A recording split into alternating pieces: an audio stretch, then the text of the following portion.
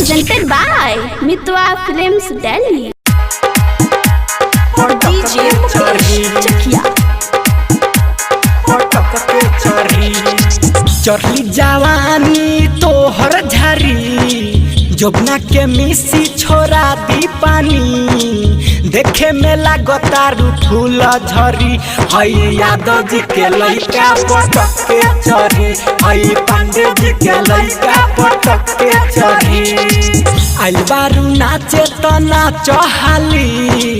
इतना न नखरा देखाव रानी लइका सदुनु इंडिकेटर धरी कुशवाहा जी के लइका पटक के चढ़ी हई मलाहवा के लइका पटक के चढ़ी।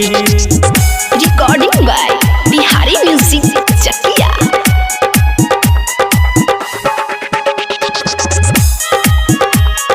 DJ Mukesh Chakia पटक के चढ़ी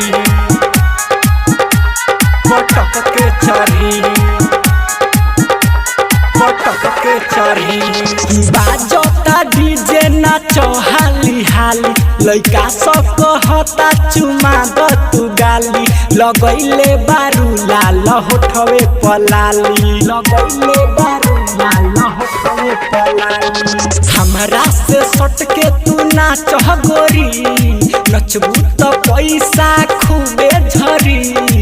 नहीं जे नचबू तो रसगरी पासावान जी के लइका पटक के चढ़ी बाबू साहेब के लइका पटक के चढ़ी पटक के चढ़ी Chakia पटक के चढ़ी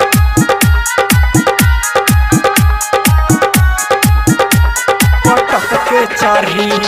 भोला धमाल के कोरा में आजा राइटर सोख के दे द तू माजा मुना मतलबी कहे ऐसे तू ना जा मुना मतलबी कहे ऐसे तू ना जा रौशन साजन के चिखा द बरी सौरबे सवरिया धरी टंगरी बच के तू कहाँ जैबू बोल परी हई चमारा जी के लइका पटक के चढ़ी हई महतो जी के लइका पटक के चढ़ी आइल बारू नाचे तो नाच हाली इतना न नखरा देखाव रानी लइका सदुनु इंडिकेटर धरी कुशवाहा जी के लइका पटक के चढ़ी हई मलाहवा के लइका पटक के चढ़ी।